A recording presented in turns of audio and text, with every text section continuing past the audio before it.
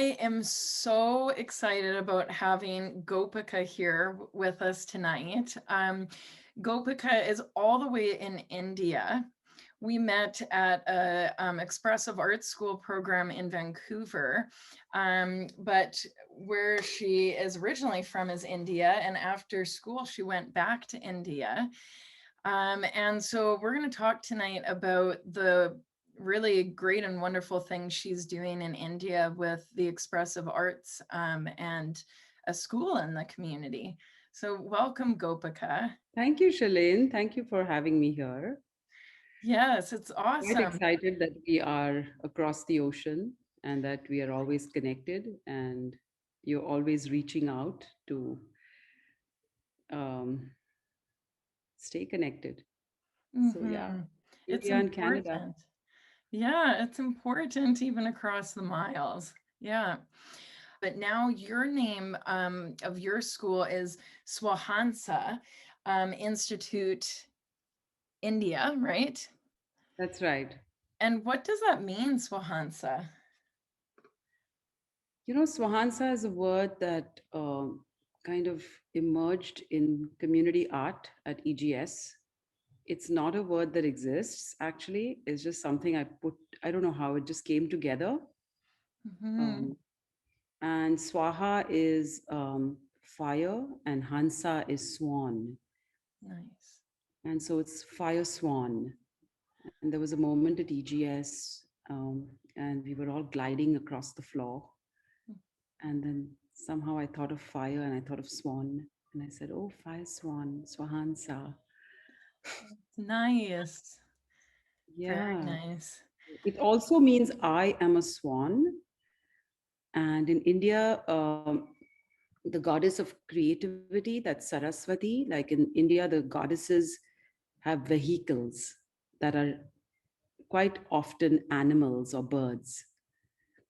And in this case, the goddess of creativity actually rides a swan. That is a So, beautiful image. so for me, it's like um, we're giving space and we're holding and supporting the goddess of creativity to ride on us. Hmm. That's so beautiful. Well, thank you for sharing the meaning behind the name that you created. What really got you interested in the expressive arts? Well, after I completed my, I come from an artistic background, and so I was drawn very much to the arts. And it was always my dream to study art and to do a master's in design and craft and art. And so I ended up going to the US from India to do a master's in applied craft and design. And I really loved this social component that was kind of attached to this curriculum, which was about how the arts could become uh, a way to engage society. Hmm. And that became my direction in a way. And my exploration and the master's ended up from the background that I came because I've spent a whole lot of time in a community called Oroville that I'll talk about. So I ended up creating therapeutic art installations by the end of those 2 years. And as I came into those, I mean, when I was at that point, I felt, wow, like I've created a space for people to enter. I've created, and it was almost intermodal because I was bringing in a visual element which was activated and moving. And then there was a sound element that was supporting the visual. So it was like inviting people into these spaces that I created, and the material was usually paper and light. Hmm. Yeah. And so I thought, oh, what would it be like if actually I could give room for people to come and engage in my art piece, that they could actually contribute to it, or the art piece would evolve as people contribute to it. So this Hmm. became a very interesting thought. And I also thought about the therapeutic kind of, connotation that was coming quite to be present in my art work. And I said, oh, let me kind of find out what is the theory or how is therapy situated in the world in relation to art. And Hmm. so I started looking around and I ended up finding what I was looking for all my life, I think. Expressive Wow. arts. Wonderful. Like a synthesis of all that I lived in my life. Hmm. I was I was an artist. I'm an artist. I'm a musician. So this kind of brought everything together for me, and Yeah. it was beautiful to see that, just to feel free and meet all of you. Actually, you were part of my class, so Yeah. Yeah. Well, it really sounds like you came from that creative, artistic, musical background, and that was so important to you. And at the same time, then being able to learn and experience what it would be like, and even just explore in your mind, let alone, in reality, what it would be like to involve all different aspects of kind of the creative arts, right? Not just like one modality, like you were saying, to have other people engage in that, and it not just be, yeah, your own work. exactly. Like, how do you shift? How does that shift happen from it being your art piece to it being something almost like a socially engaged Hmm. experience? And Hmm. so there is actually a whole subject that is in the world that came up in I would say the early 2000s, and it's called socially engaged art. Hmm. Art that provokes Hmm. engagement or brings about a social issue in the forefront for people to come and Hmm. express themselves in response to it. So it's really interesting. And then you gather that as your collective. Yeah, that's Um, amazing. um, And I mean, why do you think it's so important for the expressive arts to be a part of a community, and a part of your school too? I mean, that's really the whole entire focus of your school. mhm. I think two things really struck me strong uh, in the in my education and in the learning of coming to expressive arts and being at EGS.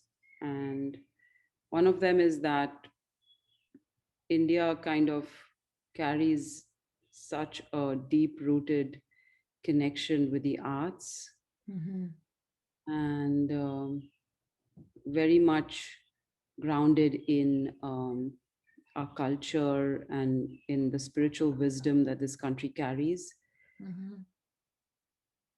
And somehow there was a beautiful discovery of sorts Hmm. that the arts process was almost reflective of what could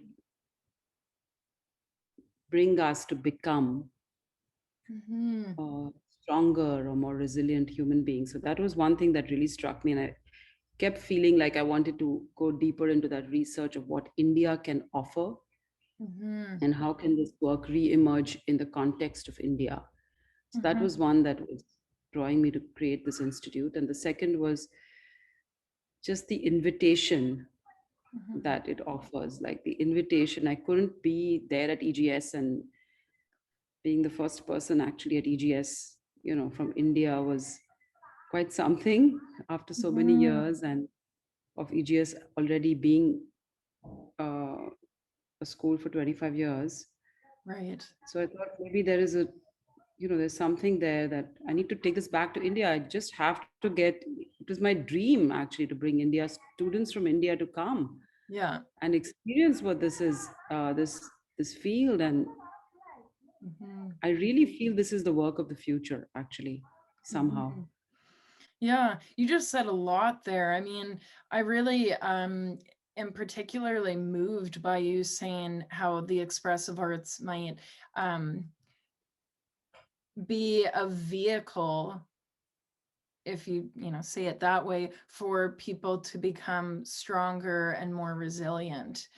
Even, within the country of India, but it sounds like also your mission is for it to go all across the world. Um, And at the European Graduate School, which your school is connected to, there are people from all across the world, but India is now getting a taste of what the expressive arts can really Yes. bring. I think it's been a big success, like in a way, like I'm 2 years into it. I've just finished the course for the second year yesterday. So Mm. um, the there is a very, very natural uh, affiliation, I would say, between what we are as humans here and in the way that our culture raises us, Mhm. and with the uh, what the the nuggets of learning that come from expressive arts. Mhm. uh, these two things really meet beautifully somewhere. Mhm. I feel it's very natural. It feels like I don't think I see so much inhibition in India, because for every festival, every month, we're just dancing and singing and Right. creating patterns, and we're just so innately creative, actually, in Ah, just how our culture drives us. yes, yes. So Yeah. that's beautiful. And then, yes, of course, it's very, very, I'm very deeply honored actually to be connected to EGS. Heather, our teacher in Vancouver, was the one who really shot the arrow for me. Mhm. And I couldn't believe it when she said those words that you should bring this to India. And also So, not the rigidity, EGS doesn't have the rigidity of like, okay, we've created this is expressive arts and you take this to your culture and slap it on to your students. It's not like that. They encourage you to actually, it's almost like a laboratory of how we can take this and re-emerge with this work in your culture. So there's a yeah, very beautiful like opening of sorts that one can actually, yes, sow a exactly. seed and let the flower bloom of itself in that Mhm. sense. And Yeah, it's not forced and it's very, thinking also and moving with the culture of the place that the expressive arts is, moving in and being held in, right? So it probably does look different than the work that gets done here in Canada and even the US, because even within North America, there's so much different cultural diversity, um, and very different than India and all of the stories and practices and all of that people grow up with where they come from. that's right. And I live in a very special community actually of people. It's a township called Oroville. And Mhm, Oroville is a township that actually was, you know, that came in the late 60s, that was started in the late 60s. And it was about kind of this, it had this vision of human unity at the mhm, core of it. So people from all over the world came with this idea of how can we come together beyond race, religion, and all of that to create right. community, and what does that look like. So it's almost like an experiment. It's also under the education ministry, so it's like you know it's like it's a hub of learning actually, and learning through life. And what's very interesting is that this is India and yet it is the world. Mhm, So I love Oroville, and I've been here 27 years, dedicated to this vision of peace building and coming in connection with so many humans. All of my work has always been about creative process and creative mhm. expression and bringing people into that. Yeah. So yes, makes it even more interesting. So India's got its own culture, and there's a whole lot in India. We're a very rich country culturally. Yeah, yeah, yeah. It's a long, Of rich culture. history. We have a long, rich history, and that you know gives us hope for how we can take. There's so much for us to draw from actually in India. Mhm, So many directions, multiple ways that we can actually engage with the arts. mhm. Yeah. So that's what makes it really exciting also. Absolutely. I mean, you briefly mentioned how kind of creative things happen just naturally in community, right? So, That's um, right. like dancing or whatever, right? That's just a part of the culture. And then adding in uh, maybe more of a formal expressive arts process doesn't necessarily change that. It maybe just deepens it or enriches it. That's right. It does. I think it gives us a frame to kind of also think about and look at creative process, and pay attention to it. because Mhm. we just so naturally go into it, but we do not pay attention to the therapeutic value, perhaps, of what can be Mhm. present in the process of doing. Mhm. And that makes it very interesting. That's what all the students are really drawn to, that we're really in the space between us kind of creating and not thinking so much about what happens at the end, but really being Mhm. engaged and coming into this beingness, as we are actually Mhm. creating. Right. And when Yeah, you the speak, mindful experience, I think, is very strong. That just comes through naturally somehow in India. Mhm. Yeah. When you speak about the idea of the frame, that's a really common expression in expressive arts. How would you describe that to a person who might not know much about expressive arts? I think we want to celebrate who each individual and each student is in this journey of expressive arts. We want to honor who they are. So Mhm. we're not here to push people to become the same individuals as expressive arts therapists, like everyone is doing the same thing as the other. Mhm. Here we are trying to honor who they are, where they come from, and how can they take those gifts and bring them into establishing frameworks that actually are very much specific to where they work, what they're interested in, the kind of population they like to work with. So, since this work is very person centric, situation specific, space specific, I think it gives us a lot of room to bring in all kinds of people to come and experience what what and how creative process can drive in our lives, and where and what is it that we get interested in that process, what is it that draws us uniquely in that process, and how can we take that and create frame like a framework of taking this forward or aiming it in the world. Right. And Yeah. so that's how I introduce it to the students. I tell the students that although we have a philosophy and a philosophical foundation, and we have, an architecture of a session, for example, that we can, that we bring in, so that there is some sort of understanding of the different aspects or spaces or forms within Mhm. how we move. Yet there is room for you to really bring those to connect to what you are drawn to, and bring those to connect to.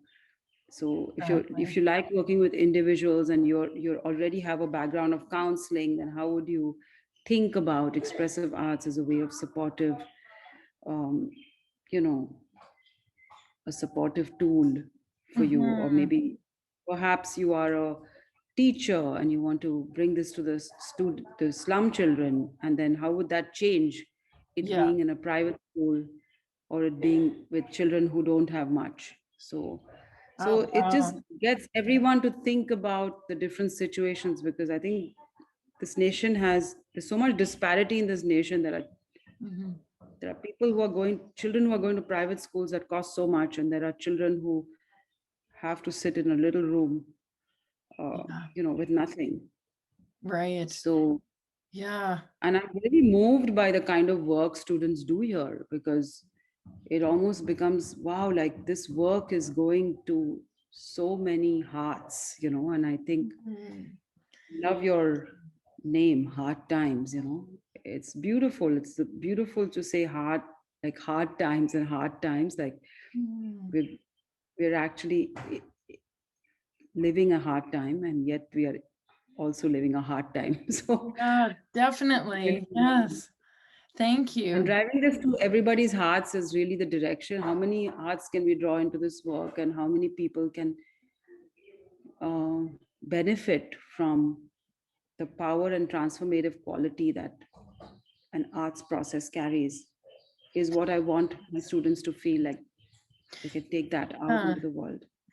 yeah, and it really sounds like you're describing your process in teaching people to get more acquainted with the expressive arts. And I'm even reflecting on my journey and the incredible work that I get to do with clients more in that counseling realm. And it's the same thing, uniquely, it every individual client brings um, their own strengths, their own way of doing things, and will bring something to the play and something to the space that is different than That's another right. client.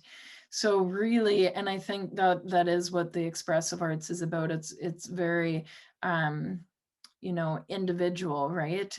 To the different, strengths and qualities and challenges of what's going on, whether it's for an individual or for a group of people. And really That's paying right. attention to that context, right? Because it is going to be different if you're working with individuals or families or communities, and then all of Exactly.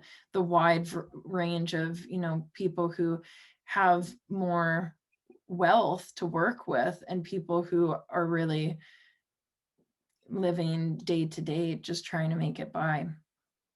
That's right. And of course, I'm kind of coming into it with the educational context because I'm engaged in bringing this as a teacher to students here Absolutely. in India. So, just like you have different kinds of clients, you also have different kinds Mhm. of students that come in into this program in order to learn to become practitioners of expressive arts.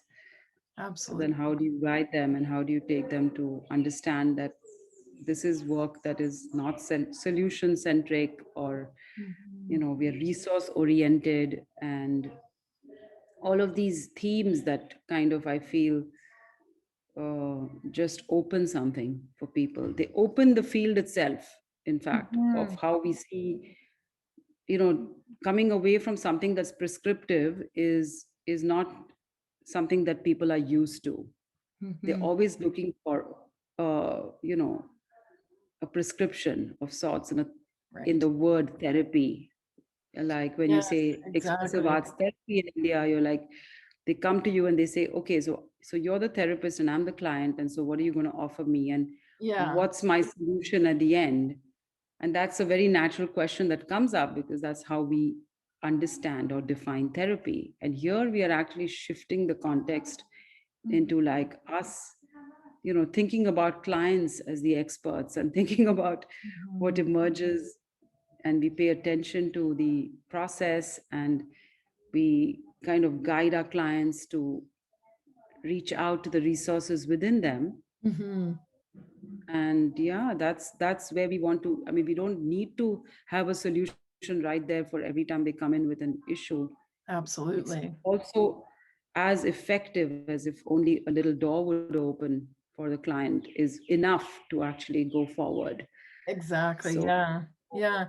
And I'm so struck how no matter what culture you're in. I mean, I've had the privilege of being able to do a lot of traveling before COVID, and just being able to see how, no matter what, the arts is there, it's really what allows people to um, connect with the sameness that, we all are human and we have a lot of similarities, and then also connect with really the uniqueness of a particular culture or a place.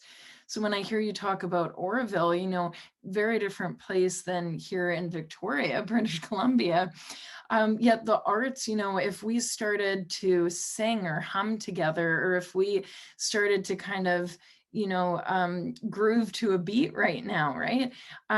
Or whatever it would be, create a little poem or something, still those little acts of engaging in the arts, it unifies us in a really meaningful way too.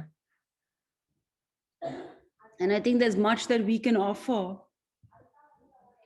Like I think there's much that the West can offer us, and there's much that the East can offer the West, actually. And that's where we need to look at what can be created or what can we draw from each other that can build its own culture, actually, of, Yes. uh, you know, that's where the future perhaps leads us. Because Hmm. if you can just fly across the world within 24 hours, we can actually access so much more, What a right? what a great idea. I mean, it's so true that this is why I find these kind of conversations so important. And I really do thank you for being here because it is from way across the miles and on really opposite sides of the world, we can still be coming from and sharing what it means to uh, be in the midst of the arts, what it is to really be alive in our different, contexts. So it's really beautiful. And this is also what drew me to completely fall in love with the expressive arts in all its different shapes and forms. Because actually, we also have this idea of like being 18 institutes connected to EGS around the world. We're thinking about how can we collaborate, how can we exchange, how can we make these connections, Mhm. become more present for us in a way like that we can. So, for example, I'm doing something with Varvara, and she's holding students in Russia, and then she says to me, well, I'm bringing a group of, let's get our class to meet, let's get your class to meet my class. And I said, but do the students speak English? And she's like, no. So I said, but Yes. how are they going to meet? And we have to think of ideas in the arts and arts based processes that can actually get them to somehow meet in the arts. And I thought it was a very ambitious and incredible idea to kind of, you know, bring together. And so she Yes. had this idea of music, and let's, bring India music and Russia music and see how they can. And I said, why not? Let's just see where it takes us and bring the class together and see what emerges. But Mhm. yeah, it's very exciting to see. And this is exactly bringing forward the point that you were making of how across cultures, finally, we are human beings, and there's not that much difference between us, really. Mhm. We're all kind of living our human experience in our own way. But since this approach is also humanistic, I think it drives us to explore more. It invites us to say, hey, let's try this and let's try that, and that's why I think this whole intermodal kind of expressive arts work has an endless kind of uh, possibility of Yes. creating change and Mhm. just propelling something beautiful in the world, actually. Yes. Yep. So, and I Yeah. feel so honored and happy to be like part of that movement, actually. And Mhm. it just feels just the right, somehow, it just feels like it just takes me to that place in my heart that wants to be there actually for the arts and for this work. Absolutely. And for some reason, what comes to mind for me is when I was in Mexico as a child and visiting and spending some time in a really really low income community, very poor, like there wasn't even any washrooms or anything. And yet the kids were kind of playing and laughing in the street. And I remember I didn't know nearly as much Spanish as then as I do now, but I remember trying to communicate, but not really having that, you know, language, kind of like what you're talking about with the Russian and the Indian students, right? And I remember somehow as a little 10, 11-year-old child, I was able to, and so was the boy that I was talking to, not through, verbal language necessarily and saying hi, how are you and what are you doing right now, but through like body language and through the light in our eyes, so to speak, right? I mean, it's connecting on a very different level, and I feel like that's a bit about what the arts does, right? It is, Right. yeah, beyond language or those divisions or borders, it can unite us and it can um, strengthen us globally too. That's right. I think so. I also feel in my heart this deep tribute at this moment to Paolo, actually, who Mhm. I feel is very much present and amongst us even now. And I think of that spirit so Mhm. often, actually, and all of the teachers at EGS that that have paved the way. I feel like I want to support this movement and take it forward, and maybe there's something new that's there that we offer our children, and then it just goes on. Yeah. But Yeah. this is a place here that I'm sitting in, and I'd love to show you this beautiful peace table I would that's love great. to see it. Yes. So what room is this?